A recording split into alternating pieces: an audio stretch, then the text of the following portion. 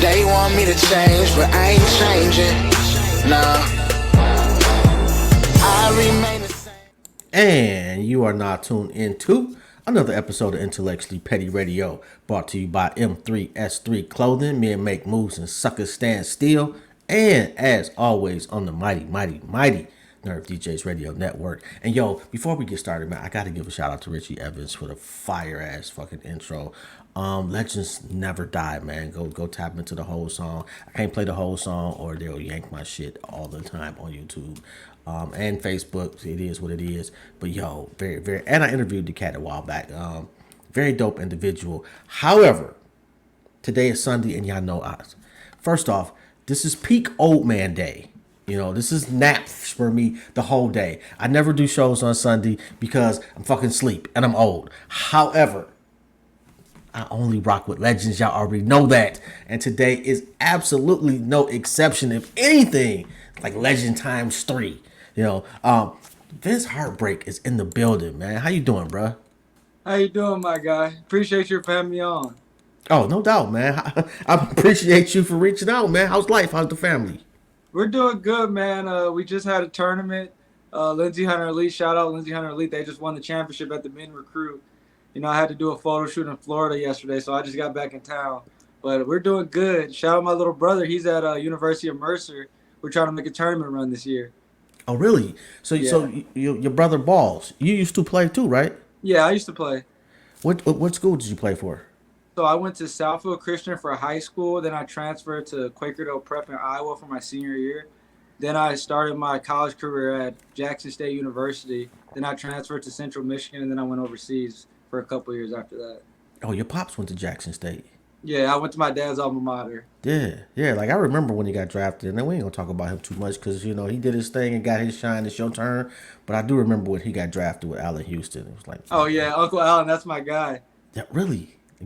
Oh my God, man! Talk about a shooter. Allen Houston had a jumper. Dude, Uncle Allen. Dude, he could have been. I don't know. It's up for debate. In my book, I'm taking Uncle Allen over Uncle Grant, man. What? I'm taking Allen Houston, man. Over Grant Hill? I'm taking Uncle Allen over. You talking about today, right? No, I'm talking about in the prime. Shit, you tripping, bro. You are tripping. Hey, but this is the same guy. I argue with my dad and my family members all the time about, I think Bobo is just as good as the Victor Wembanyama kid. Okay, you know what? You're not the only person. Tracy McGrady said the same thing. Okay, there we go. At least I got somebody co-signing. Yeah, you ain't the only person. I don't know. It's hard to, like, LeBron gave the kid the co-sign, so I'm kind of gonna have to give him. Oh man, LeBron been doing it for a long time. He has, and I respect LeBron, but I definitely have my criticism for LeBron. But I just don't know if I'm trusting LeBron when he's the guy who will get a player into a team, and as soon as he stops knocking down open corner jump shots that he thought he could knock down, because LeBron knows the game, he'll get him shipped out of there. I mean, I think people undervalue LeBron's competitive nature because he's not as overt as Jordan was. But I think he's just as big an asshole as Jordan was.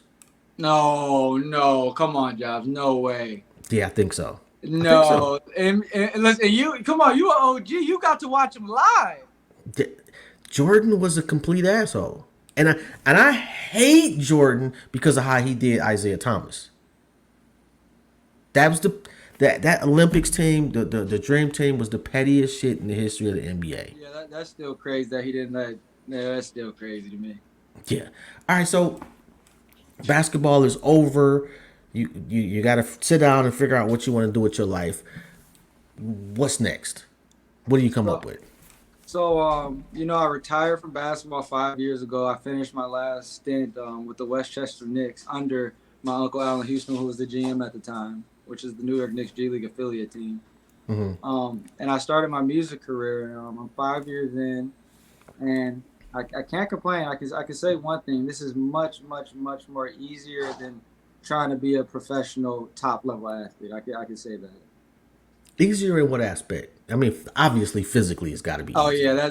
that's the number one because when I played basketball, my dad being Lindsey Hunter, and my dad wasn't the most talented guy. He wasn't the most. He couldn't jump the highest. My dad was known for working his ass off. Like he has a saying called "outwork everybody," and that man lives to that to this day. He still goes and runs 4 or 5 miles at age 50, and I'm looking like, dude, I don't even run half a mile. I don't even walk. I don't even get up and go Bro, outside and walk anymore. I'm tired of going from the basement to the second floor. I'm dead ass. So how would like is it hip hop? Is it R&B? Like how are you defining so what you're doing? so the category that a lot of people have been putting me in is this new. It's called anime trap, which is kind of like I guess like K-pop hip hop music because I make hip hop, but I really don't make hip hop because I grew up totally different from majority of the people who come from the same race as me. My dad played 17 years in the NBA. I really didn't struggle. Kids have emotional struggles and stuff like that, but I never was hungry for no meal or trying to figure Yeah, out where I'm going to sleep at night. yeah.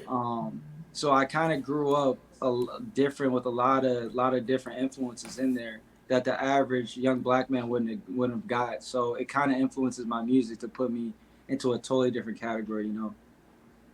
Did it make you feel isolated at times? Mm, yeah, I definitely would say that because you know, growing up the way I did, it wasn't many other people or children that I could really relate to. I had Jason Hanson. I don't know if you remember that name. He was the kicker for the Lions back in like 2013, 12. I His, do. his son went to high school with me, Ryan Hanson. I'm really good friends with him to this day. Then I had Rasheed Wallace's son, Nas Wallace, who went to Country Day. But those were really like only the type of people I could really relate to or surround myself with because most of the people that I would meet in high school. Like I grew up, I got bullied a lot. You believe it or not, like I got bullied a lot growing up, and it wasn't because I was lame or nerdy. It was because I was the rich black kid who was educated. It's got to be hard because you're too white for the black kids and you're too Exactly. black for the white kids. I get it. Exactly. Yeah. I can kind of get that. All right, so you got dopamine coming up, correct? Yep. What's that about? So dopamine is a project that I've been working on for 5 years since I started my music journey. Because in 5 years I've only released 8 songs. I really try to be a perfectionist. And it's a track, it's a tape with a bunch of tracks that are just happy songs. Like the name of the tape is dopamine, and dopamine is the chemical that's released in your brain when you're happy, whether you're on a date, whether you're watching your sports team win. It's just a good feeling, and I'm basically just putting that out there. Like dopamine, that's a high that you can't buy. Like you can go experience dopamine by taking a walk in the park, spending time with people you love, spending time with your loved ones. You know what I'm saying? Okay, so who produced on there? So for the producers, we have Rainy, we have Armani Plant Seeds, we have Sogi Mara Beats. It's over 7 producers on there, and they're all heavy hitters. I love my team of producers. All of my producers, with the exception of 2 of them, they're all in high school. They are youngins. Like they're very young and very talented individuals. And I love working with the youth because in this world, I believe the youth is the future. No, no, no, no, no shots to you, Jobs, or my dad, or any other OGs, but the youth Bruh, run the like world. I'm closer to dying than I am being born. I understand. That's crazy. Whoa. It's I've never heard that before. yeah, it's the truth. That's Like you get to. I'm a goal though, and there's a lot of kids that a lot of not kids, but a lot of people I grew up with. Well, a lot of people that passed away along, before me. From high school on, and the list goes on. So hey, I understand how life works. You know, you're right. The children are the future. That's never going to change. But Yeah. how do you meet these kids in high school? So the way I go about, because I own my own marketing company, so I'm big. Went to school for marketing. Um, I target I target kids from sophomores all the way down, and I also have my own brother AAU team to my dad and family's AAU team, Lindsey Hunter Elite, which we just launched, Vince Heartbreak Elite. So I use a lot of the basketball and music because I believe basketball players want to be rappers, rappers want to be basketball players. Facts. It's just how it goes. So I get a lot of my crowds, a lot of my core fans from the basketball community and from the youth. You know, if I can, if a kid wants to purchase one of my tracks or purchase a merch or go see a show, it's better to target that kid than target the parents, because the parents are, oh, they're gonna be like, okay, yeah, whatever, I don't need to do that. A child can go to his parents, and if you have a child going to his parents, 9 times out of 10 you're gonna get the sale. You know who? I don't know. Are you familiar with Esham? Yeah, Basically, did what you're doing 35 years ago. Tapped into a market that, like I remember buying the red tape, and I remember the niggas, oh, he's the devil. He worships Satan, but them white kids in loved it. Utica and Troy, oh, bruh, found a market and tapped into it like nobody's business. That's the way to do it, because you don't have to like you don't have to, and I tell my kids on my AAU program this too, like whatever you do, you don't have to go to the NBA, you don't have to be the next Jay-Z, you don't have to be the next Steve Jobs. You can still be successful at smaller levels. Like for example, for myself, I'm not looking to go make $300 million off of music.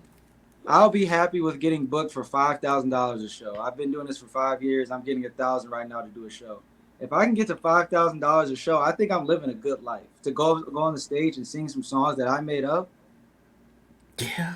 Yeah. Are you going overseas? So we don't have any overseas tours right now, but we have a tour set up. We're gonna be hitting Iowa, Indiana, Chicago, Ohio, and Michigan. I'm going on tour with Montana 300 from Chicago. I don't know if you're familiar with him. I'm not. Is he like drill music? Yeah, that yelling stuff. No, no, no, no. Not. I don't know about like drill music is killing Yeah, me. the drill, the like the pop smoke and the that beat type Yeah. stuff. Yeah. Yeah, That seems like an interesting pairing. yeah, that's what I was talking to my publisher, because my publisher is the one who set this tour up. I'm like, you guys couldn't have paired me with someone who's like a little less violent, you know? I don't knock anybody's hustle here, man. I don't knock anybody's hustle. Get it how you live. But I like to go to my shows safe and leave safe, you And know? like, yeah, I would not come to that show, bruh. Like, and I love drill music. I'm one of them old heads that really is wrong. It's harmful to the community. Black folks really should not be listening to drill music, but I listen to that shit on the way to work damn near every day. Well, the production on the drill music and the cadences and the flows and the hyperboles, and I think it's really really a beautiful thing. I just hate that. I hate that, and here's my thing with drill music. Drill music's not talking about anything different than No. the hip hops, the little Uzis, the King Bonds, the little Dirks. I mean, I with King Von and Lil Durk, they definitely started off as drill. King Von kind of still stayed there, rest in peace to him. But Lil Durk, the bigger he got, the more mainstreamy he got. Yeah. So um you got, let me see. They gave me a list of things that I could talk about. Hey, shout out Jeremiah, my manager, man. He's a great guy. Yo, like, dude, like, and like, I usually, man, I don't usually write shit down. I'm more of a conversationalist. Yeah. And it just depends. Some people are kind of, a couple talking points, but that'd be generally about it. But I'm like, dude, I got a whole fucking list of shit, man. So shout out to him, man. Yeah, Jeremiah's a great guy. He's been working for my family for 4 years now. He runs our marketing company. He runs our AAU teams. He runs our basketball training. He runs our wing stop that we're opening up downtown Detroit this summer. Wait a He minute, a runs wing stop? everything for us, and dude, the guy is a great guy. I mean, y'all opening up a wing stop? Yep, wing snob. Wing snob. Yep, downtown Detroit. Where at? Coming November, right off. Do you know where the Nike store is? No. It's okay. Let me see. What about Shinola Hotel? You know what? To be quite honest, man, like the last time we went, let's see, I don't hang out downtown anymore that much. That's that's that my age group is not a downtown hanging out type of place no more. Yeah. We did go to the Tigers game a couple months ago, and that was only my boy had some box seats. So I felt rich and shit. That's broke as hell, But but it was.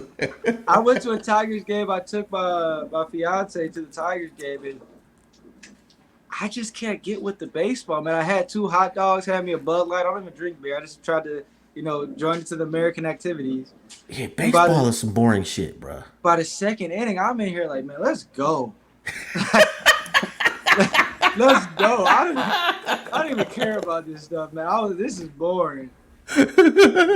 Yo, and I gotta ask, man. And I know I asked the red. I'm sorry, the pink. What's going on with that? Let people know.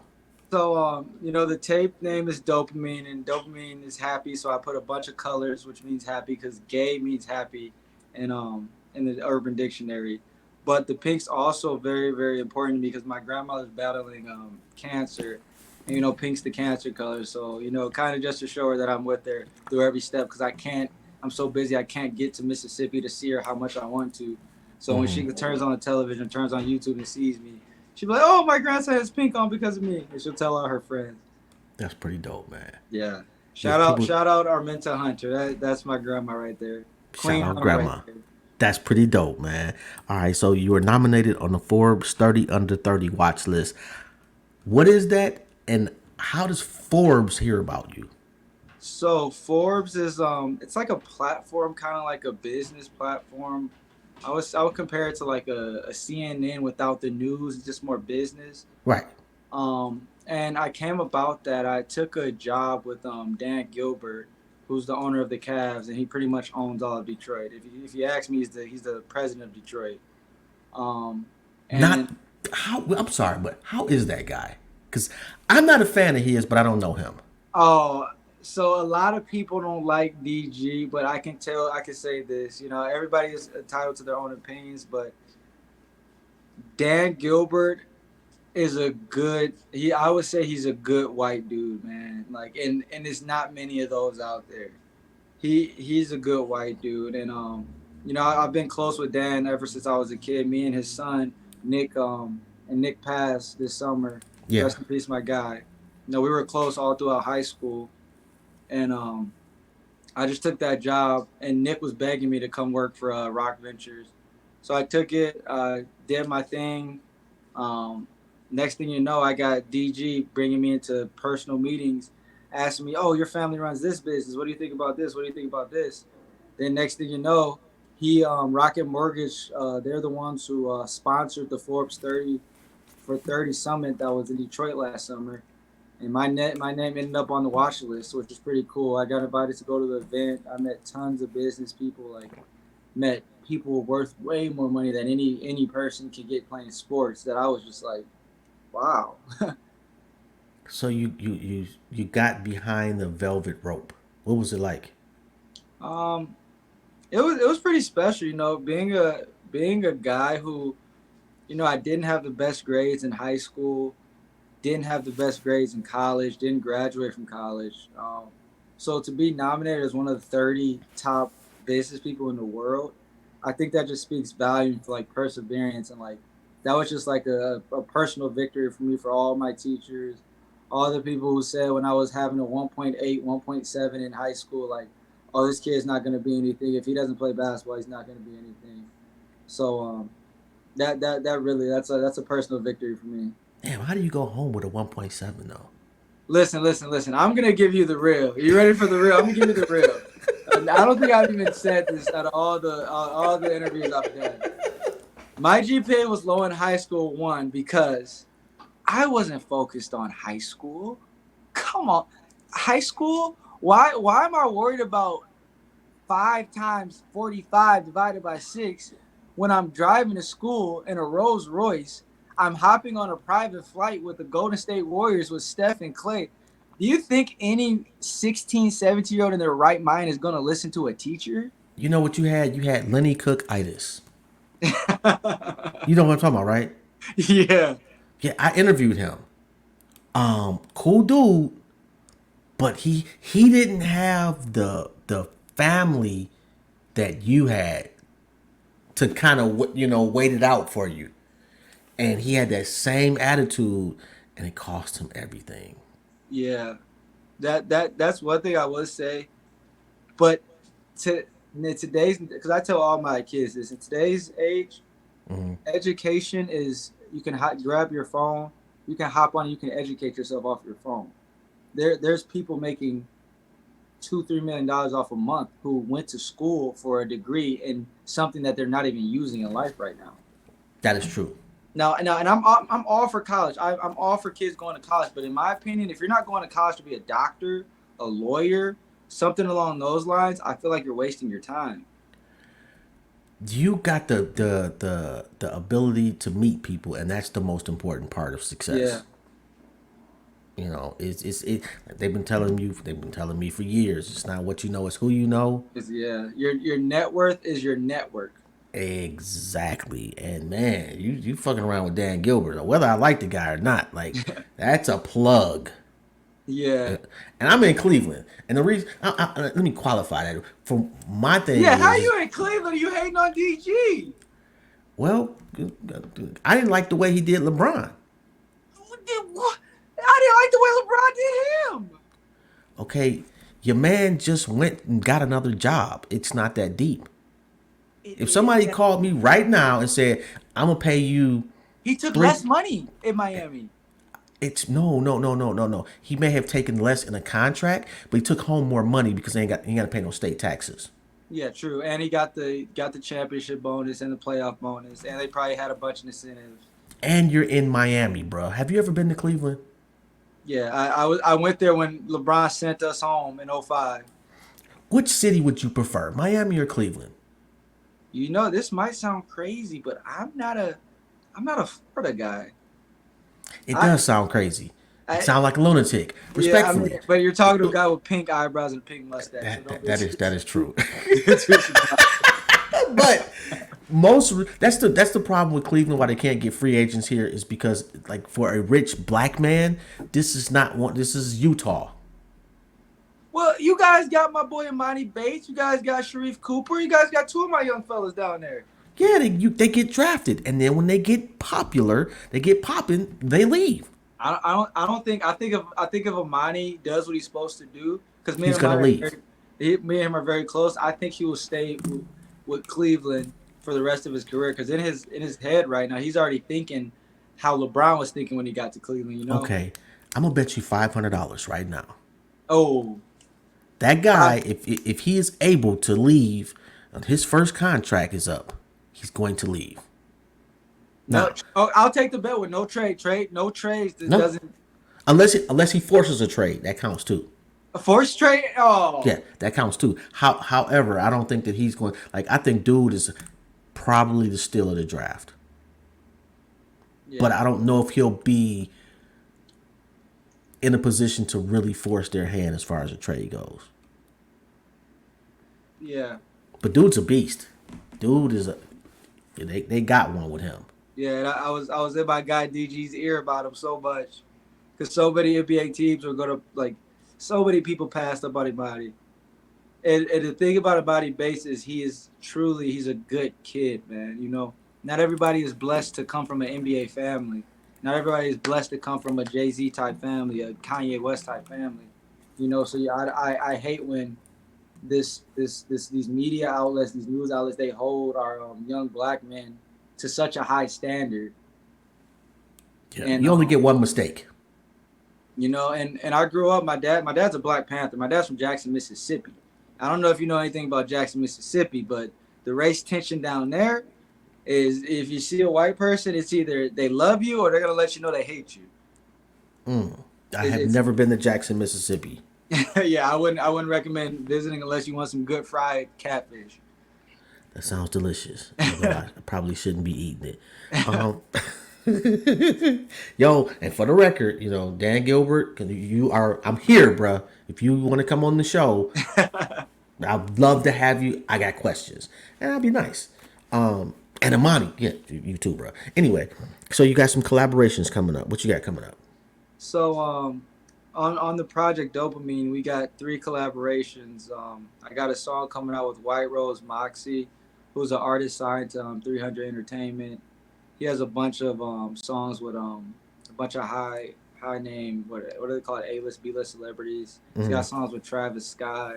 He's got songs with a bunch of big artists. That's big. Then I have another song coming out with a group out of Detroit called Vice Versa. They're like a boy band, kind of a Ray Shrumman type. And then my last collaboration that I'm dropping this year is going to be with Young Delaray, who is kind of a pop punk rock type artist. She's an 18-year-old out of Los Angeles, California. Has 600,000 on TikTok, like 30,000 on Instagram. Her reach is ridiculous. Anytime she's in front of a camera, people love her. I'm surprised no Sada Baby. Me and Sada have songs together, but me and Scoop, we get into it all the time about just music stuff. I want to say like a few weeks ago, I had Jeremiah running because I don't run my Instagram. I have all my people running my Instagram, so he was going through sending out mass DMs like drop a comment, go check out one of these tapes, go cop some merch. And I guess he sent one to Sada Baby, and Sada Baby responded back to him, "Don't ever send no shit like that to me. I know you in real life." Jeremiah called me like, I don't know what to do, Vince. I said, man, just leave him alone, man. He's all right. He's all right. I kind of get where he's coming from. Yeah, like if that's your guy, hit him up. Yeah, no, I definitely understand. He still dropped a comment on the post though, but he had to get his 2 cents. And me and Sada Baby, we hoop together all the time. Like, we have these private runs, and me and him will get into it sometimes because he'll pick me up on his team because he calls me Little Hunter, and I'm playing against a bunch of Detroit rappers. This is a high level basketball. I played in the CBA, I played in the G League, played Division 1, 3. So you got to be busting their ass. Yeah, so I can come out there, after having a couple drinks, fooling around with my girl, and pick talking shit. And pick someone on a full court and make it look like it's easy. So Sada Baby, he got mad at me one time because we were playing against one of his boys' team, and his boys' team's full of all. And my dad always says non-basketball player when he's coaching. When we were playing, it's a non-basketball player guarding you. You're guarding a non-basketball player. If I'm guarding a non-basketball player, I'm gonna go sit my butt in the paint, and I'm gonna let you shoot an open jump shot. And if you hit it, you know what? So what? I bet you won't hit the next one. So I did that one time, and the guy ended up hitting the jump shot. And Sada Baby's yelling at me, Stop disrespecting my niggas. Stop disrespecting everybody out here can hoop. I'm like, man, my bad, Scoob. I got you, bro. I am an extremely competitive individual. I don't want to lose. I never let my kids win at anything, ever. I don't care if they was 2 years old. You're gonna lose. You sound like, that's that OG in you, because my dad's just like that. To this day, I will never play Lindsey Hunter one-on-one. I would never play him one-on-one. I don't care if he's 90 years old on crutches. Never playing him one-on-one. Played my dad one time when I thought I was the shit, when they had me ranked top 100 in the country, top 5 guard in the state. I'm like, come on, let's play one-on-one. I'm feeling myself. My nuts dropped a little bit. We get in the gym, so we're going back and forth. This is like 4-4. So my dad shoots a lazy jump shot, and I get my fingers on it and tip it. Ooh. So I'm like, block. I blocked it. My dad's like, that's foul. I said, foul? I hit the ball. Wait, you think I'm a shoot air ball? I'm a 17-time NBA player. You think I'm a shoot air ball? I'm like, Dad, I hit the ball. All right, bet, your ball. We played to 10 for the next 5 points. Oh, he skunked you.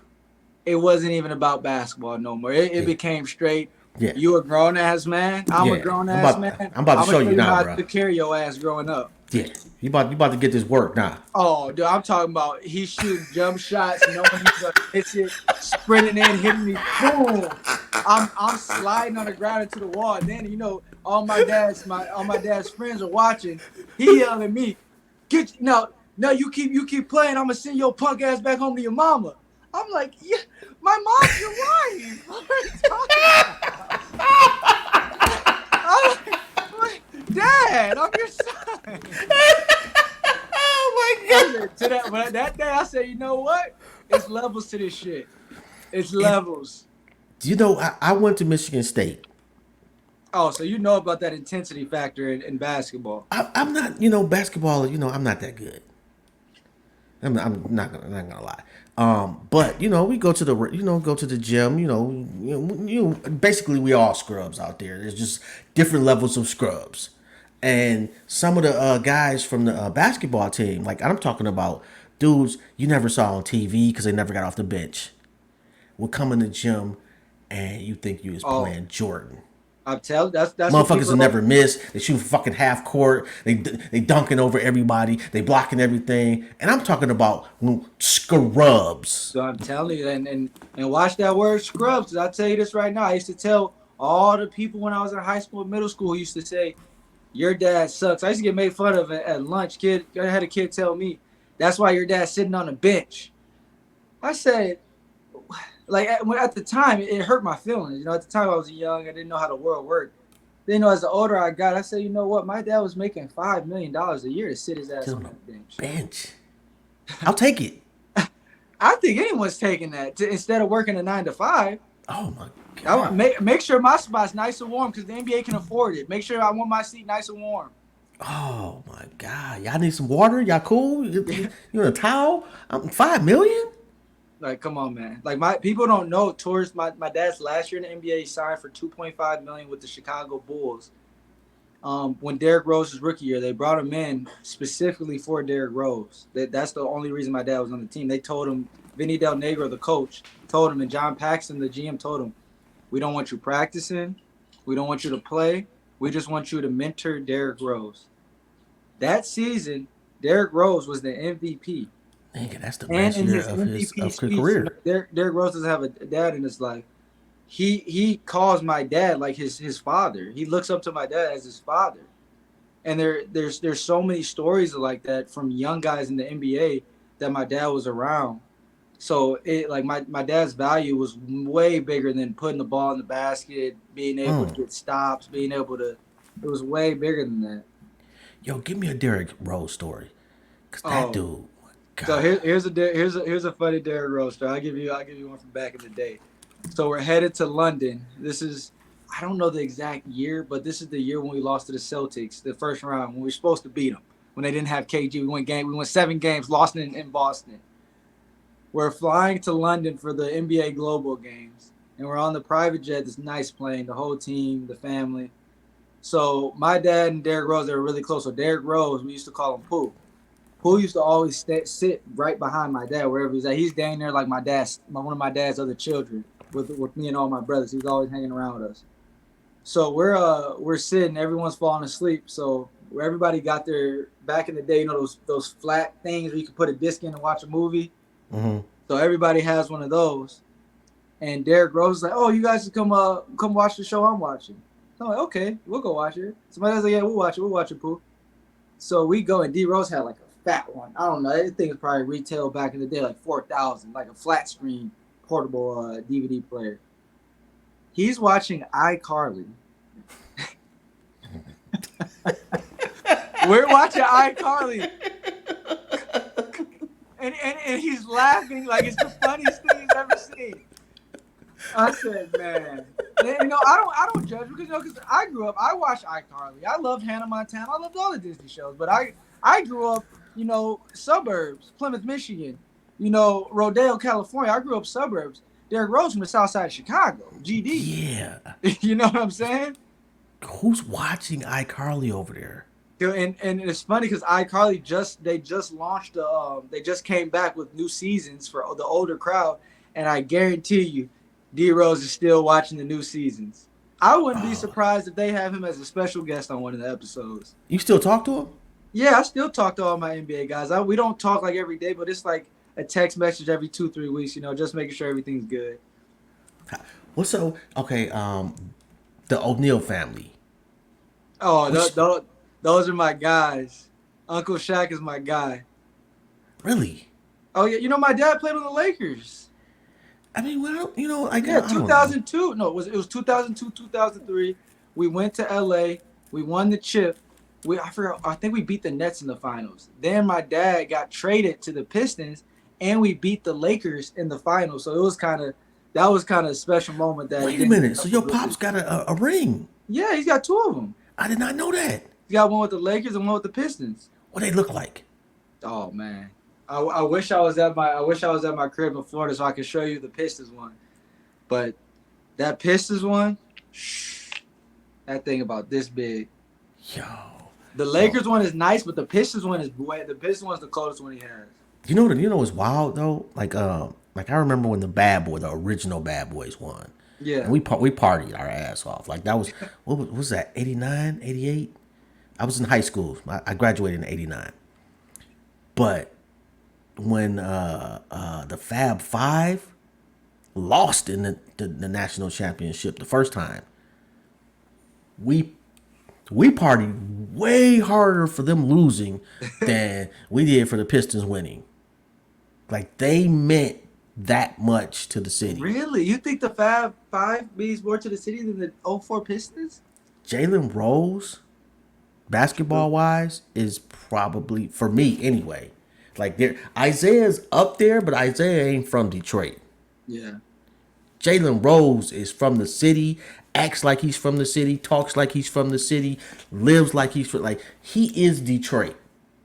Like there's like two people that him and Big Proof, rest in peace, Proof. But what they represented Detroit probably unlike anybody else, and got to certain levels. So yeah, I would say Jalen, Chris Webber, no. Come on, C-Web came back to the Pistons for his end of his career. Niggas hated C Web, bro. Like bad. The whole I didn't understand the person that he was until I went to the African American Museum and saw he's got a collection of slave letters. Oh, so he's a. I don't want to say the term, but the term that my good uncle Rob Parker used that when they released him from ESPN when he was talking about RG3. Do you remember that moment? I don't. But he made a I don't want to even say it to get myself canceled, but so at least Chris Webber he's a Black Panther type brother. He is not. How do you have a collection of slave letters? He's an intellectual. Okay.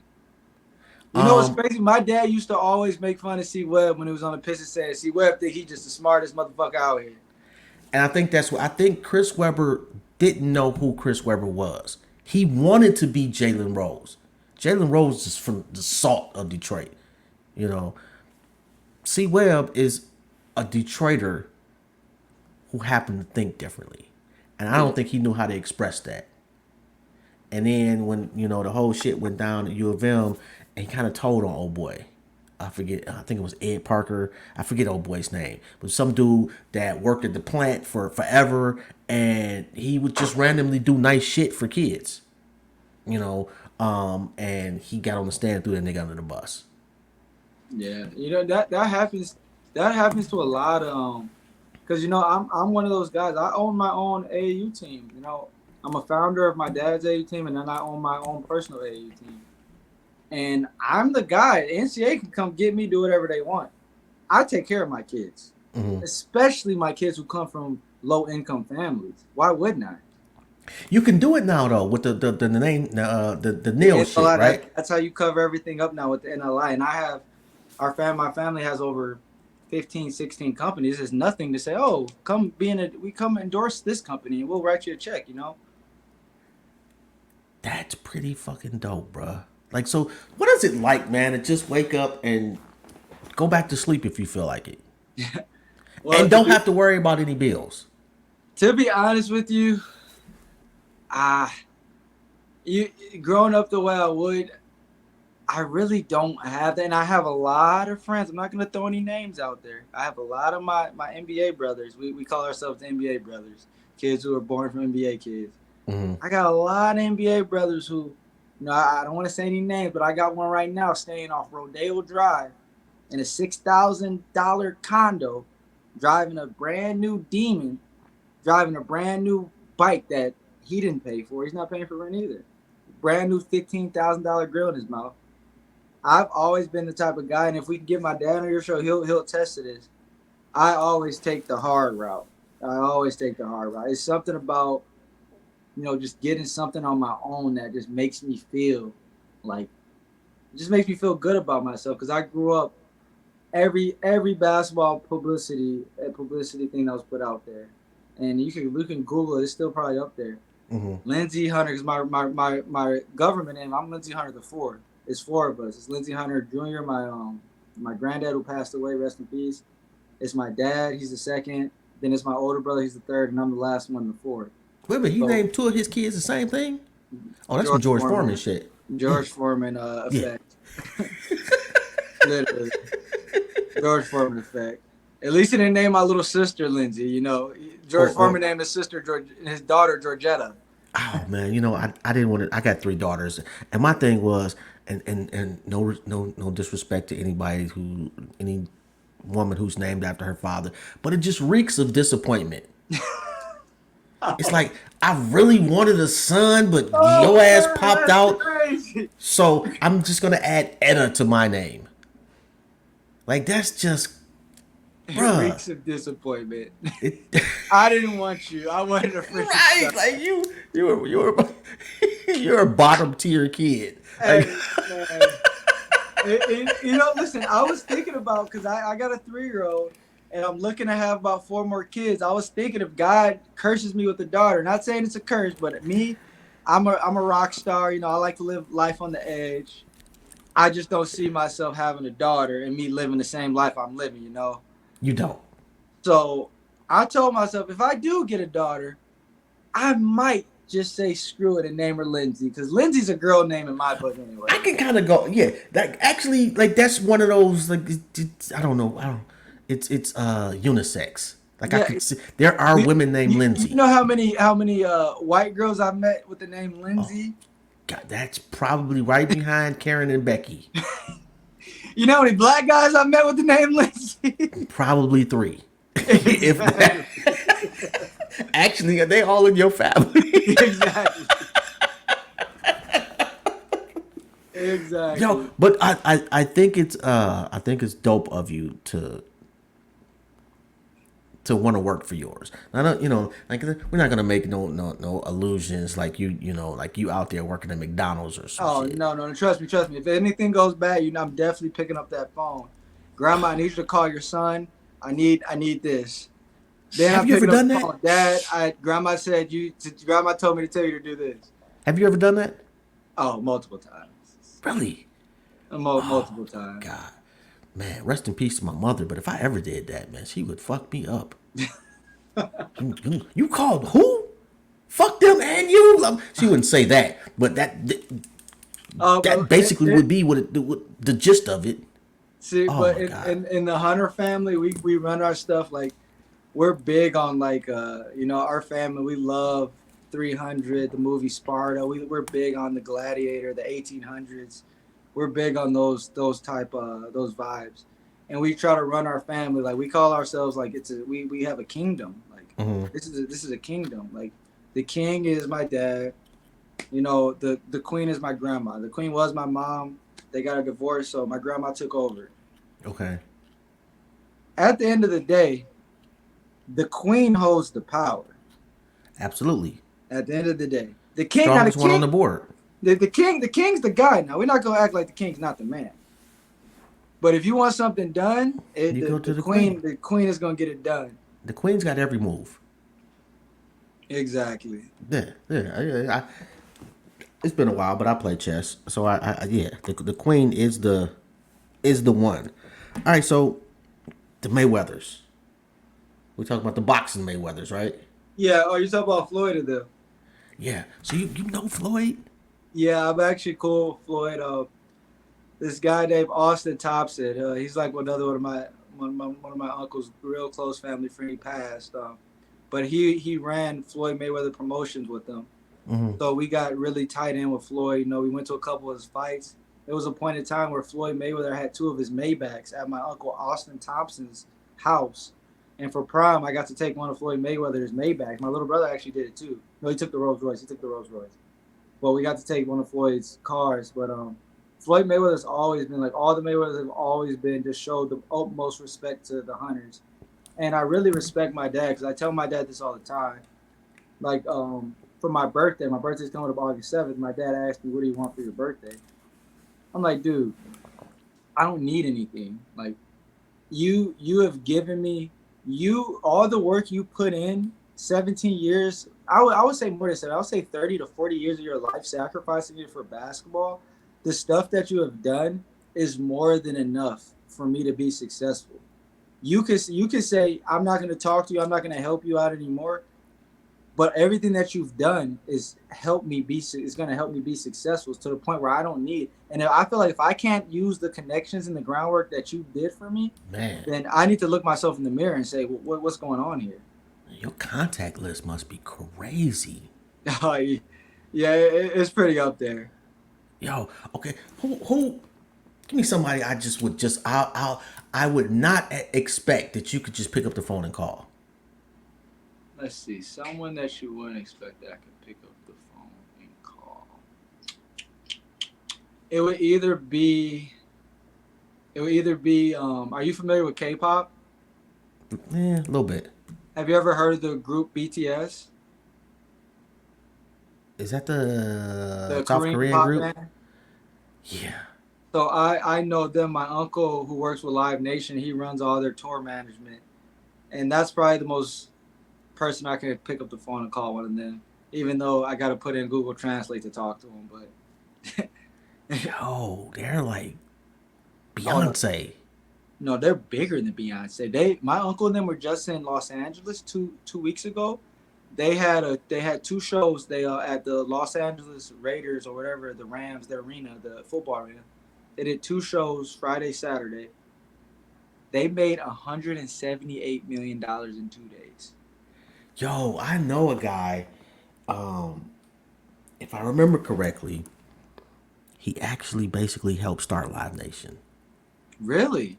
Yeah, he doesn't. I don't think he doesn't work with them anymore. But yeah, if I remember correctly, my guy actually kind of helped He, start them. he probably knows my Uncle Spoon then. He probably does because he's like a huge promoter in Oh yeah, you know Michigan, in Detroit. what's his name? Mikey, Eckstein. Mikey. That sounds familiar. Yeah, he knows that dude is so tapped in. But yeah, that would probably be the most random. And then the That's second, crazy. Why do you have their number though?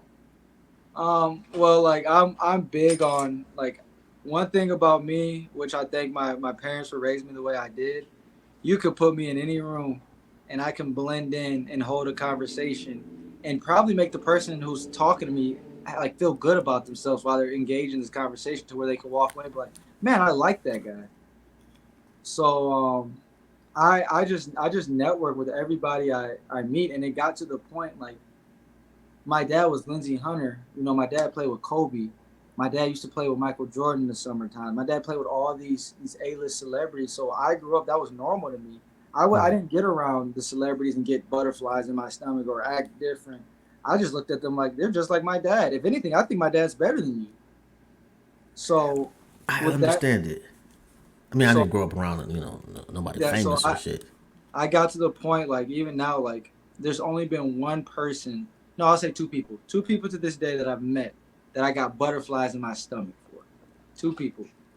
One of them was Alicia Keys when I was 14 years old. I was obsessed with Alicia Keys, and my dad surprised me like we got backstage passes. We're gonna go meet Alicia Keys. She's performing at the Palace. So I went there and I met Alicia Keys, and I'm sitting there like. Understandable.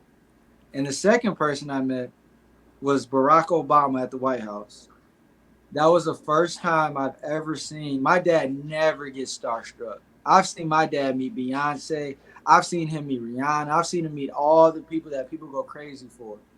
And he's never cracked, never just normal. When we went to the White House to meet Obama with the Chicago Bulls when he invited the team, that was the first time I seen my dad like nervous, like super nervous. Okay, And I was like, Dad's not acting normal. I'm feeling a little weird now. who is the finest woman you have seen in person? The finest woman I have seen in person. So Yes. this is going to be a political answer because I do have a fiance. So my first answer is my fiance. So I'll give a second answer though. So the finest. That's a tough question, man. Cause I'm thinking like I would probably say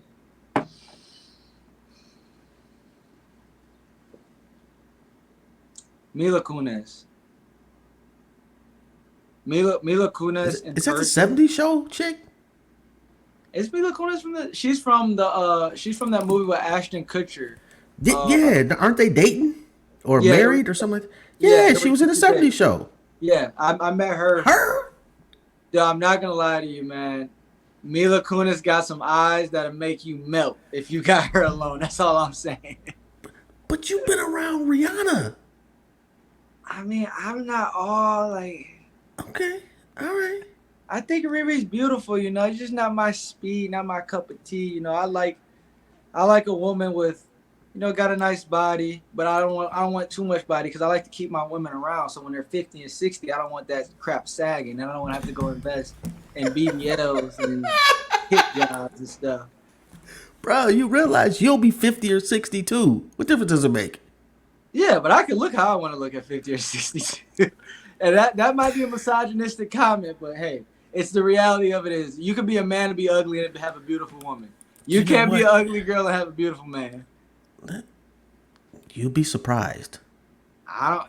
Especially at the seasoned vets when you get 40 and 50 and the shit that like when you're 25, it's how she looks. She gets 40, bro. Like she's gonna cut my toenails. Can she? Oh cook? yeah, no. I've definitely heard you out with that because I definitely, like, for example, my fiance right now, I told her, I'm like, look, this is who I am. This is the lifestyle you can be introduced to. This is the life I can take you out of. But this is what you have to do. You have to be my peace. Like I can't be with the female, and I come home. I don't even really leave the house. I'm an introvert unless I have to. I'm being paid. I really don't leave the house. I'm staying at home and I'm working in my man cave where I have my home studio. I have my office where I do all my business stuff. I can't be with a female if I'm putting 12, 13 hours a day into business and you want to argue for 30 minutes or an hour. I can't do that. I'd rather be alone, you know? Like, I'd rather be alone. You can buy love in 2023. I'm gonna be honest with you. You can't buy love. If you want love that bad, I got a place you can go. You can buy some pussy. Find you can buy some time. You're not gonna buy love. I don't know. You don't have to. Love is not something that you have to purchase. No, you don't. I take that back. There's everything got a price. It's just how you go about paying for it is different. Yeah, exactly. You can pay. It's different. Love takes a bunch of currencies. You know. Yeah, it does. It takes a lot. Yeah, you can't just be like, but you can't just say, "Let me hold on. Let me cash app you $3,000. Now you love me." That's not gonna work. Oh no. They'll act like they love you though. Yeah, they will. That's just good acting.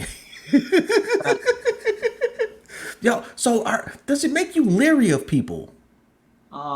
Yeah, my everybody in my circle, you know, I only have a group of 5 people in my circle that I don't consider family. Only 5.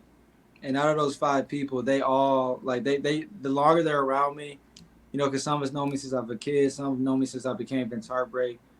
They're starting to understand why, like, I don't like people, to be honest with you. I really people don't. are so fucking overrated, bro. I don't like people. Like, if we could replace every single human on this earth with a dog, I think the world would be a nice place. I think the world would be such a better place. Oh, no, I'm not gonna go that far. So like I really don't like people because growing up, all I ever saw was people come around me to use me or use my dad or use my mom, use my brothers. Basketball coaches just trying to use. So it got to the point where I just got tired. Like to this day, I'm nice to people, but I'm nice to people who I feel. And my mom used to always say, my mom's a big spiritual person, and I have the spirit of discernment. So I can get around somebody and I can feel their energy. Like okay, I can tell what type of time you're on. But most of the time when I meet a good energy person, I go over and beyond because those are the people that those are the people that actually make the world go round. I I used to go tons of places with my family. I know I still go some, but I'm a grown man now. I'm 28 years old, so I had to go. I got my own family, my own stuff to do. And Mm-hmm. people would treat me so well because I'm Lindsey Hunter's son. Then I would turn around and I go into the real world, and I would go to a place and I would see someone treat me not to that same standard, Yeah. and I'd be like, "So you're gonna treat me like this because what? You just think I'm a regular person? You just think I'm a human being?" And then when I let you know who I am, now your attitude totally changes. Those are the people in the world that I think are the shittiest people in the world. It's the real world, bro. Like Those, it, I get what you're saying, and I'm one of those people that I try to treat like Mozzie. I don't know if you're familiar with him, but he's got a line in his in one of his songs where he said, yeah, Bozzy, he's out the East Coast, right, or the no, West Coast. yeah, yeah. Oh my He God, he love. actually works with my guy JD with Empire. Shout out Empire. Oh my God, I love. I am a Mozzie crack fiend. Hey, Just that. what are these days you're gonna have to let me know when Mozzie comes to your city. I'll hook you up with some tickets. Oh my God, please! You just tell me where I'll find a city to go to, bro. Like seriously, like I fucks with my. I think he's like, if he could stay out of jail, he's definitely up there as far as one of the goats of his generation. That But that he's got a song, and he says, I treat the trapper and the fiend with the same amount of respect." And you try to do that, but if you are a person like if you work a 9 to 5, there are gonna be times where you just have to bite your tongue and treat the owner of your company different than you treat your boy who's in maintenance. very true. Very You true. know, it's just the way of the world, and because you got a light bill, Very you know. true. So, and I've worked with, like I'm a nurse, so I've worked with a plethora of different individuals up the spectrum, down the spectrum of financial. Thank you for your service. You're a hero in this country. Shit, I can't tell, but I Yeah, appreciate if that. it wasn't for y'all, I don't know what COVID would have done to America because Trump didn't have us prepared. It wasn't Trump, bruh. Like who who? we're Hey, not even. listen, no. This is Trump because this might sound crazy. I am a Trump supporter. I know I'm black. I support Trump. He gave my family big tax breaks. I owed like $35,000 in back taxes from overseas money. When he got in office, they got rid of it for me. So Yeah, he didn't do that shit for you, bruh. He no, he did that shit definitely didn't for do it for me, but it he felt did it like for it. It felt like himself. it. Yeah, he did that for himself and people way further up the food chain than yourself. Yeah, However, like Trump, Biden, same motherfucker for me. I am not a fan of Trump. I don't like how he gets down. But I'm not about to make no illusion like Biden is some, yeah. Because we're listen. Trump's bad.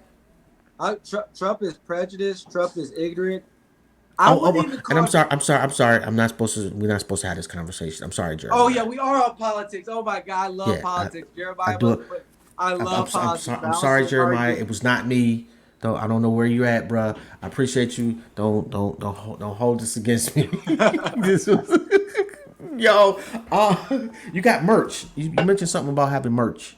Yeah, so we're dropping our first line of our dopamine merch. We got T-shirts, we got sweatshirts, we got stickers, and we just partnered because I have my own AU team, Vince Heartbreak Elite. I just partnered with Vape, which is a designer company, and we have custom Vince Heartbreak Elite jerseys. They're going retail for $566 right now. But all my kids on my AU team get to play in a $566 jersey at a tournament. Yeah, just send me a picture, bro, because I can't afford that. Oh, no, I can send you a custom one, man. No, we're gonna send you a custom one. Man, stop lying, bro. We'll take it off the company. You know how many people be telling me shit like that, man? They come on and they. I'm one of those people that every show I go on, every appearance I make, I always gift to people because at the end of the day, your platform is helping me. I might be helping your platform, but at the end of the day, your platform is helping me. So it's a privilege, and I love to give back any way I can. You know what? And I'm sorry. You were on Kid L. Was it? Video. On the dude with the couch. Yeah, Kid, that's my guy. Okay, so and you said that Detroit doesn't show you any love. Yeah. Are you familiar with Bodie James? I don't think so. Oh my God, bro! You gotta say. He's from Detroit? Yes. And yeah, you gotta listen to him. But he said the same thing. And what you're gonna have, bro, is you're not from Detroit for one, so it's gonna be tougher. You got blonde hair, not helping. Exactly. In Detroit. However, Danny Brown is completely doesn't look anything like. And what you would expect. Danny Brown's my guy. Danny Brown gets love. He's one of my I would say when I call, hey, I need someone to listen to this song. How do you think it sounds? I call Danny Brown. I call Nick Speed. I call my guy OK Jones. I just had Nick Speed on the show 2 weeks ago. Yeah, I saw that. Nick Speed. That's big, bro. That Nick Speed is one of the best, genuine, kind-hearted people I've met in this music industry, and I've met a lot of people. Yeah, he was a really I think I want to say we talked for 2 hours or some shit, which I never do. Usually, an hour. I'm like, he's got some stories. But he's just a genuine ass dude, And me, being born and raised in Detroit, there was certain people that I'm like, okay, well, because I've been doing this shit for 10 years. Well, I take that back, 8 years. But there's certain people from Detroit that I'm like, okay, I ever get the opportunity, I want to interview. So Nick Speed was definitely one of them. Big Hurt is my favorite MC out of Detroit of all time. Was definitely one of them. I interviewed Rose Spit, definitely one of them. Definitely want to interview Isham. I've been trying. Niggas just ignores the shit out of me. No. It's never. He doesn't even respond. And I've been trying. Every few months, I reach back out. And I'm trying to think who else. Eminem, it's probably never gonna happen. I might be able to help you with that. I took his daughter to prom. Well, not prom, homecoming. Really? Yeah, so I might be able to help you with that. How really? Yeah. Oh my God! How was that? I didn't get laid, so it was fun. It was cool. Yeah, I don't think that's gonna help me get an interview with him, bro. No, Eminem and my dad are really they're good friends, man. Eminem loves all the Detroit sports guys. But no, I think we definitely can make that happen. And Eminem's a really, really good dude. He's another genuine. I think he's one of those white people who was supposed to be black, but God just said, "I'm gonna make you white." I think that when I graduated high school, before I went to Michigan State, I went to Eastern. And there was this white chick that went there. That when you looked at her, you thought she was black. And it wasn't because she had no tan or whatever, but she grew up on the east side. I'm not gonna lie, I love white women. That sounds like a winner right there. Well, she was the blackest white woman I'd have ever met. You can tell culturally when someone has lived their whole life amongst a culture that is not necessarily their own. Yeah. But they don't know any other way. And as you get older, you realize that we all got some similarities. I'm gonna stay on my side of the street though. That's just me. You do what you want to do. I'm not, you know, it that's got to be tough though. Like, so have you ever dated a sister? Yeah, I've dated a few sisters. It was tough because I grew up. I went to private school. I was around majority white kids. I used to get bullied for not being black enough. The tough white boy in middle school who used to sag his pants. Used to say I'm not black. So it was really tough. Um, I would say one I would say the best sister I probably was with was Chauncey Billups' daughter. Me and Sierra, we had a nice little relationship. Our parents wanted us to get married, but I knew that shit wasn't gonna work. Really? Sierra Billups, shout out Sierra. Then I want to say she just graduated from Texas, All American soccer player. That's pretty dope. Shout out to Chauncey Billups too, man. Definitely appreciate Mr. Big Shot. Yeah, shout out Chauncey. What's next? What's next, bro? Like, are you getting into the tech world or anything like that? So right now I'm focused on. I just launched the Vince Heartbreak Elite AAU team. So for the next few months, I'm going to be putting my focus towards that, and this project's dropping, so I got to go on tour. Then after that, I'm looking to open up a food truck. I went to culinary school. I have a culinary degree. If I wanted to, I could go be a chef at a 5-star restaurant. So I really want to. That's a passion of mine that I want to explore. And my grandma's one of the best. She's one of the best chefs I've ever. Like I'm telling you, man. If you ever in Mississippi, let me know so you can go to my grandma's house. She gonna cook. She gonna whip up something for you, or you gonna be sitting on the couch like, oh man, can I spend the night in the guest bedroom? Oh man, I miss those days. I really do. My grandma can cook, so I really want to launch this. It's just an idea right now. We're doing all the LLC and the paperwork, but I want to launch a Grandma Peaches Southern Cuisine food truck and try to grow that within the first 12 months. And if we make enough profits, see if we can rent out a spot and turn it into a little restaurant. That sounds like a really dope idea. I like the name. Yeah, because in Michigan, I'm not going to lie, in Detroit, I mean, you can go to the city and you can find some, soul food, Southern barbecue, but it's not like it is in the South. Well, no. Steve's Soul Food, when he first opened up way back in the day. Yeah, but I feel like once they made all the money, they made so much money. Yeah. They like, okay, forget it. We made the money. We're good. We're gonna last forever. Yeah. There's a spot. I don't know the name of it, but there's a spot. Ah, damn. It's not on Jefferson. I forget. Is that Lerner? Might be, but it's a little, just a hair between. It's between Belle Isle and downtown. It's a spot over there. It's really good. You have to get that name so I can check it out. Yeah, really, really fucking good. I got a cousin, man. He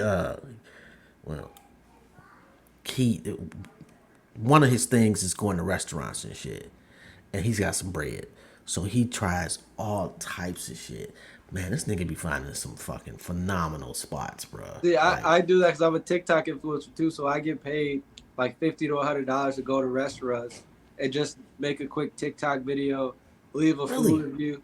But there's some serious money in that. Really? No, there's some. I know a girl. I'm not gonna say her name, but she's bringing in $75,000. She has a whole corporate job. She's bringing in $75,000 just off of TikTok, going to restaurants, going, oh, I went to this place to do this. I went to this place, this restaurant. They brought me this. She's getting paid to eat food, and they're giving her because she has to try the menu. She has to give a good review, so she has to try several things. She's going to restaurants getting like 6-7 things. Oh, I can't afford that. My heart would give out. I can't. However, though, man, we really need. I could use your help because I've been doing this podcast and shit, like I said, for a long ass time. And I'd interviewed everybody from fucking Chuck D to I had Malcolm Jamal Warner on Thursday. Oh man, you get the big name guys in here. I have done well as far as the people I can get on there. I just can't figure out how to make no fucking money. Not one red cent, not a nickel.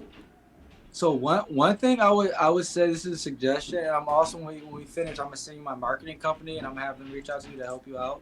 Okay. But you could capitalize off, like, for example, when this episode airs, let's say I said something funny along the lines of of our conversation, or you said something funny. The quickest way to make a quick dollar is getting a stupid saying, putting it on a cheap Gildan t-shirt, selling it for $25. That is the if people who are watching your podcast, if they don't have $25 to support you, or you can even make something cheaper. You can sell a poster, sell something, anything that's utilizing that your fans uses. You can put your logo on there and sell it. And this is what I stress to my fans of It's Heartbreak, because I'm a believer. If you follow me on Instagram when I drop my tape and you can't spend $10 to $25 with me, unfollow me. You're wasting my time. What do That's they how say? Like you're gonna get like 4% of the people, or something like that. It's 4 to 10% of the people that of whatever your number is that will actually spend some money with you. Yeah, yes, that is true. But the way you get that number higher, which is, Mm. I'm big on guerrilla marketing. Guerrilla marketing is the best marketing way. And with this internet stuff, it makes it so much easier. You don't have to go door to door anymore. You just send a DM. So I have a team, my company at Vini Marketing, which we have a staff of 7 people, and we run over 27 different accounts right now we're on contracts with. And I have my team. We guerrilla market our asses off. I have them sending over, I want to say the number is about 30 to 40,000 DMs, targeted DMs a day. So Really? and someone who gets a DM from a page, you're gonna feel better. It's a better chance for you to respond and be engaged and be happy with the conversation if that page reaches out to you. You get what I'm saying? Yeah. Damn, that's a lot of fucking DMs though. It's a lot of it, but you do the math. You out of 40,000 people, if you get 40,000 people to spend $10 with you, Yeah, I mean, hell, if you get 4,000 people, so it's a lot of money. that is, especially a day. Yeah, That's man. That and we that. and we've been doing this, like, we haven't, like, I've been making music for 5 years. I dropped a project 2 years ago. We sold out of merch. We made $5,000 off that project in the first 3 days, and that's not counting streams or show money. That's just counting merch. We were selling everything from posters, T-shirts, vinyls, magnets, wallpapers, towels. We're selling everything. Yo, so it's the shirt you got on. Is that you? No, this isn't me. This is actually, this is, I want to say this is one of the brands I'm partnered with. I don't know the exact name, but shout out this brand though. They hooked me up. Listen, I love supporting. I love supporting small businesses. My address, my mailing box is open to businesses, so they send me stuff and I'll put it on. You know, That's a dope shirt though. I like that. yeah, I liked it too. Yeah, that I fucks with that. I was looking at that. I'm like, okay, what does it say though? Is it lost in what? Lost in Heaven, Yo, and that's then some on the, deep shit if you think about it too. yeah, that's why I liked it when I saw it. I was talking to my girl. I'm like, man, this shirt is like, kind of gives me like a spiritual aurora. Like, but it's almost like even if you're in perfection, it's still imperfect. Yeah. Cause can you get lost in heaven? You shouldn't be able to. I mean, I don't know. I think if it, I mean, I'm not really a religious person. I believe in God. I believe in God. I believe Oh, in oh, the. oh, oh, no, no, no, I'm sorry. I think that's another topic. Oh man, what, we Yeah, can't talk about religion? I don't think. Hold on. Let me, cause he sent me a list, bruh. I want to make sure. I don't want to fuck it up. I don't. I know he's pissed at me right about now. And for the record, I bet the only reason that this happens because I went last summer. I went on a platform, and I had a little bit too much to drink, a little bit too much to smoke, and I was just saying information that was not supposed to leave the family about other people. So my dad was like, "Dude, if you go on another goddamn show, you better have a script and know what the hell you're saying." Because I'm tired of getting phone calls from people. Yo, if you smoke, I got a guy there. I have the guy. Trust me when I tell you, the guy. And he's family. Is he out of Michigan? Yeah. Oh yeah, you gotta have to hook me up. I love good weed, man. I'm a marijuana connoisseur. Yeah. Like I'm telling you. And I'm And, willing to and for all my young kids, my AU kids who are watching this, if you're playing a sport, don't start smoking. Don't start drinking. You do all that once you retire and you get your money. Yeah. Yeah. You know. That's one thing I can put out here because I used to be a professional basketball player. When I played basketball, I didn't smoke, I didn't drink, I didn't even have sex until I was like my first professional year overseas. Really? I was completely locked in on the task at hand. I think I was too locked in. That's kind of why I turned out the way I did. Damn, so what was you like 20 something? 22. Oh, wow. 22. But well, technically I did lose my virginity, but it was with a teacher in one of my schools. So that I don't count that, that doesn't count. Technically I was sexually assaulted. Yeah, that's probably one of those things you don't want to bring up. Hey, no, I went on the Kid L podcast. I don't know when that was, but I told the story about it. And the next week, I wake up to the morning to do. I'm like, come open the door. It's the police, 3 officers. So I'm like, at the time, I just got off probation. So I'm like, I know I haven't done anything. I swear I've been a good boy. Like the judge, I've been a great guy. Like years, I have not done anything for you guys to be here. They're like, are you, do you go by the alias Vince Heartbreak on the internet? I'm like, yes. Like, okay, we would like to talk to you about and do an investigation on some things that were said on a podcast. They were trying to open up an investigation, ask me, did I want to press charges against one of my old teachers from freaking almost a decade ago. Yo, yeah, you gotta. And you just roll past the probation shit, though. Oh, yeah. I mean, I was on probation for some stupid stuff, man. I was in East Lansing, Michigan State. I used to live out there. I had a house out there. 'Cause I thought my little brother was going to go to Michigan State and totally fuck my plan up. Not tripping. I like Georgia. And I was going out with my girl, and we're going out to the bars. And I don't, like, I drink a little bit. I'm more of a smoker. I'll have maybe 1 or 2 drinks. I like to be in control. So when I go out, I like to just look at the people who are out of control and be like, man, that guy is gone. That guy is drunk as hell. Look at that white boy. That's the guy I am. Like, and I'm not insulting anyone. I'm just pointing out the obvious. Yeah. So we're out one night, and this it's like 6'3" white boy. Dude, you can tell he's a frat boy. He was so drunk. Ooh. He's stumbling. I said, oh my God, babe, look how drunk he is. So we walk by. When I walk by, he turns around and says, what you say to me? You said I'm little? I said, bro, what? I said, you're drunk, my guy. I'm not insulting you, bro. Then my buddy who was with me, like, oh, major insecurities coming out, I can tell. I'm like, bro, you're not helping the situation. So the Bible says I was raised in the church. Bible says turn the other cheek. He was yapping. I turn the other cheek. I walk away. He waits till I get about 10 feet away from my back turn, and he calls my white girl a nigger-loving bitch. Nigger-loving bitch. So at that point, like, I was raised, like, I don't care. You can disrespect me. You can say whatever you want to me. I don't care. You're not going to move me. But if you have my people that I consider my family, if you make any of my family feel uncomfortable, we have a problem. Like, it's a problem. That's how I was raised. So, of course, I look at my girl. I'm like, okay, like, what do you want me to do about this? Like, can I handle this? She's like, go ahead. So, of course, I walk up on the white boy. He didn't know I was Lindsey Hunter's son, and then my parents had invested over $25,000 into MMA training, and I'm a black belt in jiu-jitsu. He didn't know that.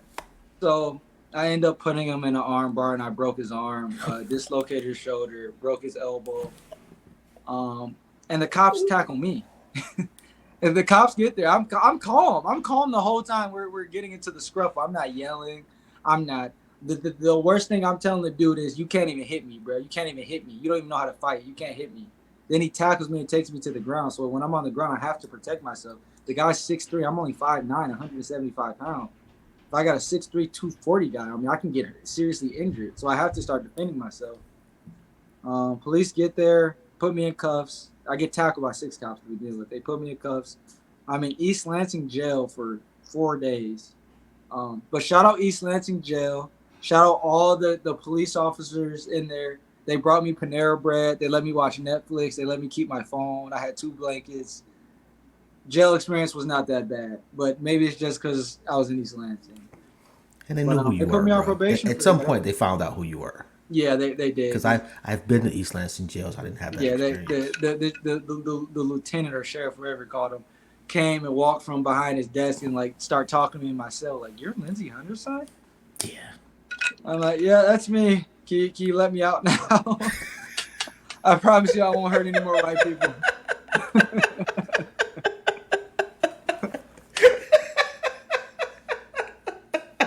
Hell yeah, man. That was why I was on probation, but I got off. Shout out Judge Ball. Had to pay $15,000. My lawyer. Shout out my Detroit lawyer, my lawyer P. I love her. She's the best lawyer in the business. My best friend is probably I gotta give him the, you know, the best. He's the best in the business. He's the best out there.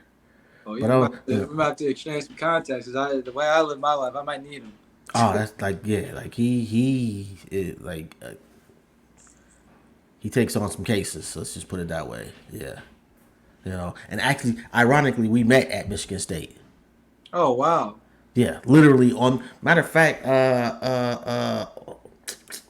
on the bus stop on campus. Man. Yep, been knowing this guy for, I don't know, probably 30 years at this point. Give or take, almost, you know. But that's my guy, you know. Yo, your clothing, like, what Detroit stores are you tapped in with? So, to be honest with you, Detroit brand wise, like I'm a different type guy. Like I really don't wear like what. No. As far as putting your shit in their stores. Oh, in their stores. So there's this. I don't know the name of it, but we're gonna have a pop-up shop right off of That's not Woodward. I don't know what the name of that road is, but it's where Shinola Hotel is. It's where all those restaurants, right by the Tigers Stadium. Okay, I know what you're talking about. But they have a place where they have a bunch of different independent brands that they open up every day. You just rent it out. But we're gonna do a pop-up shop. We're gonna rent the whole place out. We're gonna give away merch. We're gonna give away autograph stuff. We're gonna have some special guests come through, and that'll be our first mainstream public launch of our merch besides online. Because we're gonna drop the designs and the T-shirts on August 1st to be able to order. Okay, yeah, because I know Nick Speed's guy. Well, like I said, I've interviewed him too. But Roast Spit, I think he's got 2 stores. Yeah. Fame was 313 store. He's on the Avenue of Fashion, Livernois. Yo, that's such a beautiful thing to see too, man. Like Livernois was just hell when I was growing up. Detroit's changing. And some of it. I know you got an opinion on DG, but you can thank Dan Gilbert for a lot of the change that's happening. Yeah, it's not benefiting most of Detroit though. Like it's not yet. I think this gentrification for Detroit is going to be great. I think it's time for our people to come out here to Plymouth, to Livonia, to Novi, to Ann Arbor, to East. I think it's good for our people to take these cities and make them our own. I am of the opinion to keep the white folks out of Detroit. Oh, it's too late now. It is. I was over one of my daughter's house a few years ago. I saw an old, and this is on Woodward. I saw an old white dude walking a fucking poodle at 8:00 in the morning. Yeah, and I'm like, I said, all hope is lost. Like y'all have given the city away. When white people feel that comfortable, you can walk a fucking poodle at 8:00 in the morning. People are comfortable in Detroit now.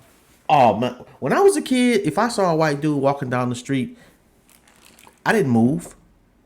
He did. I'm dead ass. If you didn't, you were gonna get beat the fuck up. I was wrong. I'm not gonna lie. However, that's the mindset that Detroiters had because we were 97% black.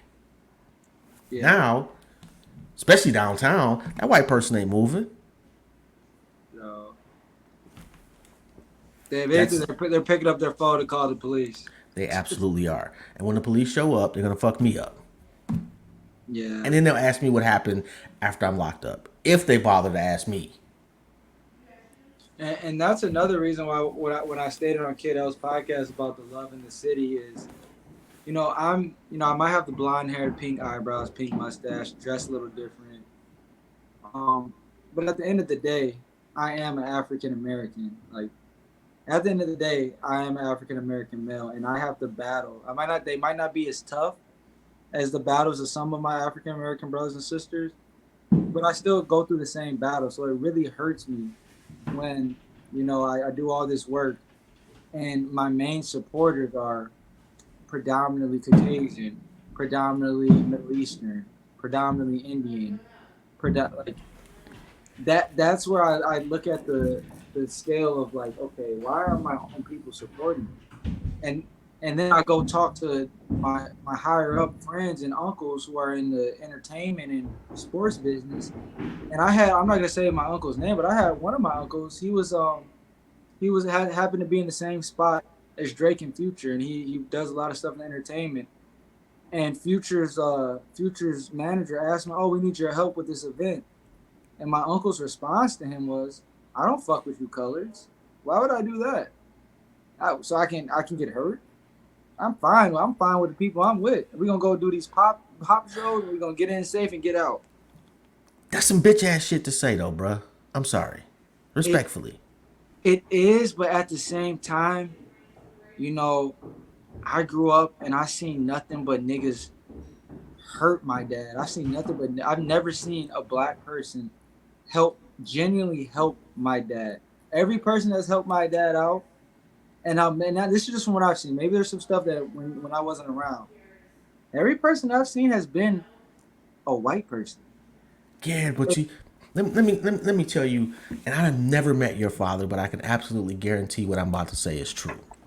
When he goes to the hotel and the guy that picks up his bags is a brother, and that brother is wholly inspired by Lindsey Hunter, and he may need a water or something, and that brother say, "I got you." He may need something small, and that brother say, "I got you."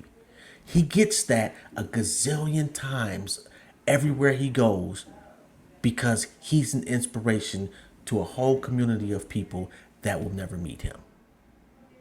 The white people that you say aren't hurting him, he doesn't tell you about those hurts because those hurts cost him $1 million.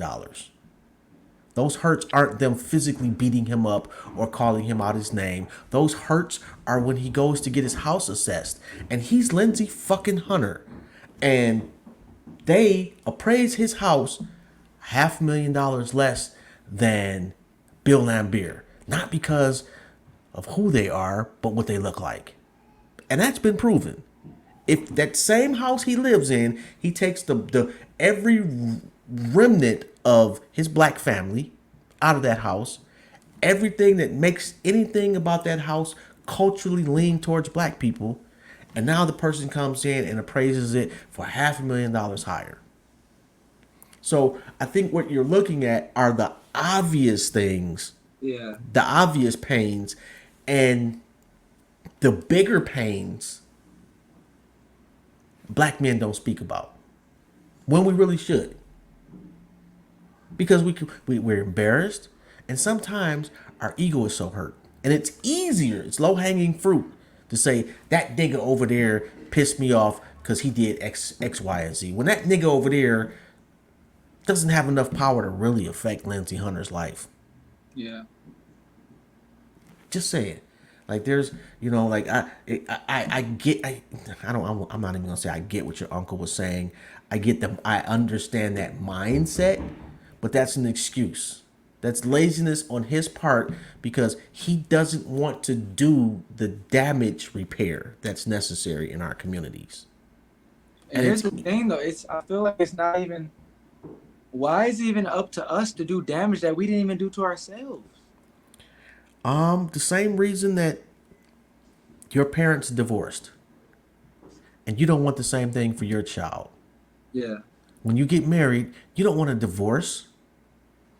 So that damage that was done to you, and to make no mistake, it may have been the most amicable divorce on the planet, but there's still some psychological damage done to you and your siblings. Yeah. But you have to repair that. Your parents can't. Yeah. And you repair that because it's necessary to show your children a different path. It's the same thing. Like black folks, some of the successful black folks, not all of them, but some of them feel as though, well, I got here on my own, which you didn't. That's a lie.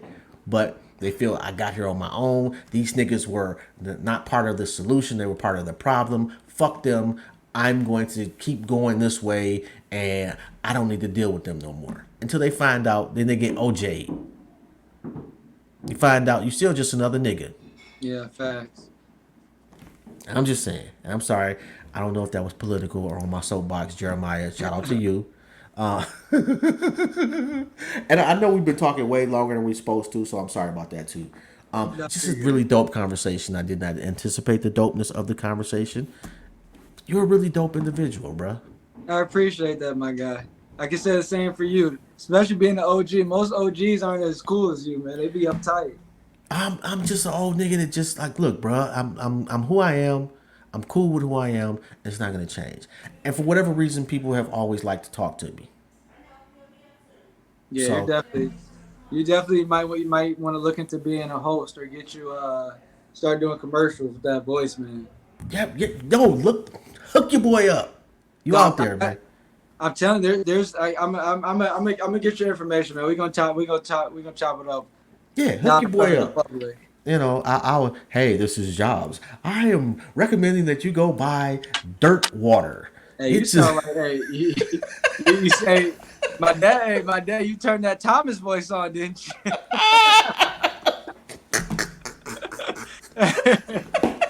Hey, you got the bill collector voice. I'm telling you, I love. That's one thing I appreciate about being a musician. This is one career industry where musicians are the one career where they can say pretty much whatever the hell they want and don't get judged, as long as it's not along some crazy stuff, Yeah, well, you got just yeah. I was getting ready to delve into another topic. We're gonna leave that alone. This kid, like, I don't know who Jeremiah is, but this motherfucker's in my head. Like, damn. Like, anyway, I don't know if there's anything I could ever do for you, bro. If there is, please don't hesitate to let me know. I got you. This has been an absolutely phenomenal conversation, man, and a great day to spend Sunday. No problem. Yeah, thank you. Shout out to Intellectually Petty Radio. My God, Jobs, man. I appreciate you guys having me on. Oh, man, appreciate you, bro. And let me know when the shit drops, whatever you need from me. I got you. I'll promote whatever you want me to promote. No biggie. I appreciate that, Jobs, man. I appreciate it. And tell your pops I said hello. And yeah, we're service. definitely gonna try to get that lined up. I'm gonna try to get that lined up for you. It's just, I'm not gonna lie to you. My dad is an OG, man. He's an OG. He likes to fish, run 5 miles, and women, and basketball. I'll throw in basketball there. He just doesn't play professionally anymore, but he still goes to the 50 and over league. I'm not doing none of that shit.